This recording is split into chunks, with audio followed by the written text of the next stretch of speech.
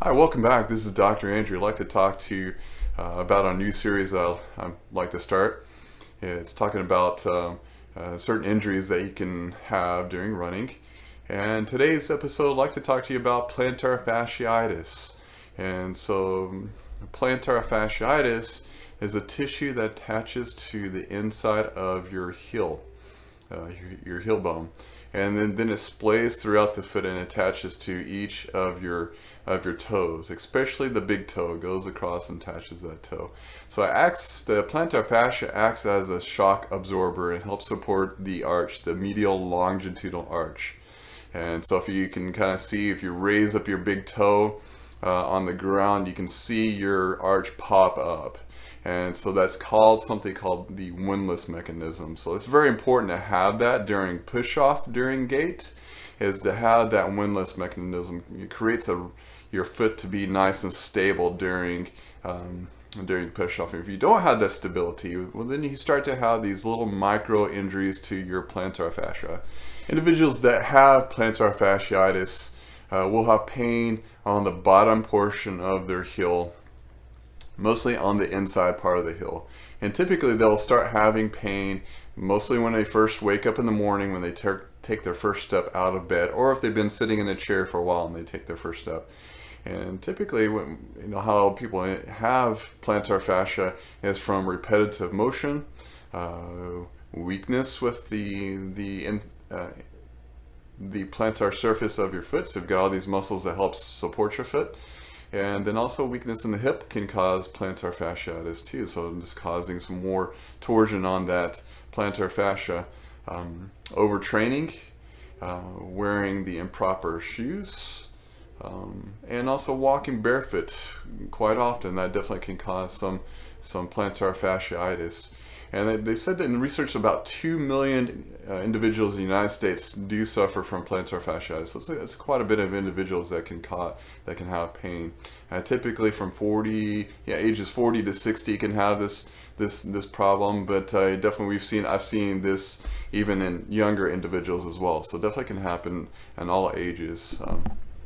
Okay, this is the arch that I was talking about here, and this is the Windlass Mechanism. So if my foot is rested right here, if I bring my toe up, you can see my arch pop up just slightly. That's called the Windlass Mechanism, where whenever you push off during gait, that arch should pop up like that.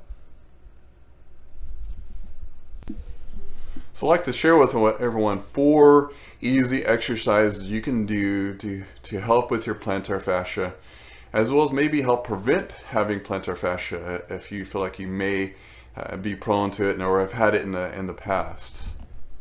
Okay, the first exercise I'd like to show you is doing some arch strengthening exercises. You have all these muscles in the inside of your foot called intrinsic muscles that will help support your arch better. And these are great exercises for plantar fascia to help strengthen us. What I'm trying to do here is trying to keep your big toe down and then raise up all 4 toes. Keep your big toe down and raise up all 4 toes. So if you can do about 15 of those. These are hard. I've been trying to work on these. Trying to keep that big toe down. You can almost see that my arch is popping up pretty good there whenever that happens there. Toes are hard to do. Okay. The next one you're going to do is you're going to raise up your big toe. Keep your all 4 toes down and try to raise up that big toe. If you can kind of do that. Good. Next one is going to spread your toes out. Spread your toes out. Again, doing about 15 of those. The next one is I'm going to move my foot over here, is that you're basically going to keep your toes down, your heel down, and try to really arch that foot there, and then relax. Really arch that foot and relax. One more time there. And you're going to do about 15 of those. That's going to help build that arch up there, that support that you need during push-off there. So the next exercise we're going to do is stretching your plantar fascia. So one way you can do this before you wake up in the morning, getting up out of bed, you can cross your foot here, cross your leg, and then kind of pull your toes and your foot back. So I'm really trying to stretch that plantar fascia there pretty good. So I'm going to hold that for about 30 seconds, a couple times, 2 or 3 times is fine. Hold that and then relax. Again, we kind of show you that. You can pull all of your toes, pull that plantar fascia. And again, that plantar fascia attachment is right here, so it splays out through your foot here. Attaches kind of right there.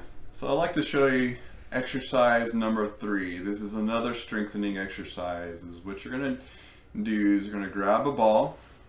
This is kind of a squishy type of baseball. It doesn't have to be anything hard or anything. So I've got my friend over here, Onslow. He's definitely eyeballing this baseball. So so definitely what we're going to do, you're going to put this ball between your heels, and we're going to do some calf raises with this. So what that's going to design to is whenever you put your heels together, that's going to create that stability inside there, and then when you push off, your heels should be kind of in position rather than out. That's whenever we start to have pain or problems, whenever our heel goes out too much, too long during push off phase. So we call that overpronation, whenever your foot goes in too much, too long.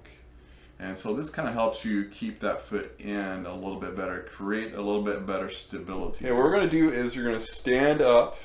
You're going to place the ball between your heels. You're going to maybe kind of support yourself on a wall with your hands. Kind of get in position there. Grab the ball with your heels and then raise up on your toes there. Hold it for about 3 seconds and then slowly come back down. Again, it's going to create that stability going up, helping with that windlass mechanism that we talked about. So I'm going to try about 15 of these.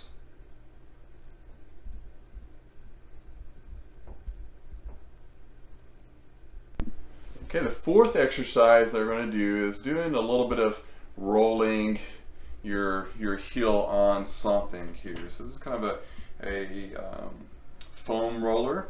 So you can kind of find that area that's painful and kind of stretch those areas out there.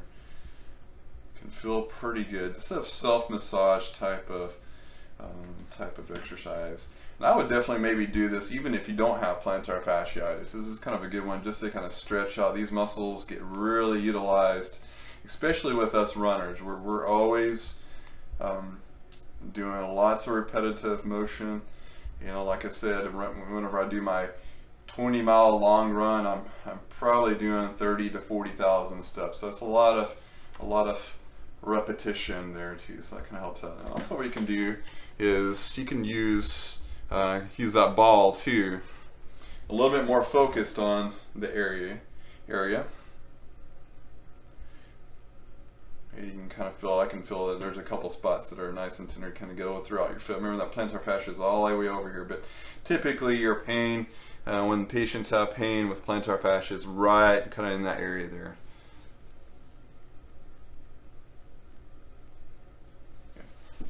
And so these materials are actually pretty reasonable price. I think this ball was about $1.50, and this rolling thing was probably about $15 or so. So you can get them at any type of sporting good place. Well, that concludes our video on the plantar fasciitis.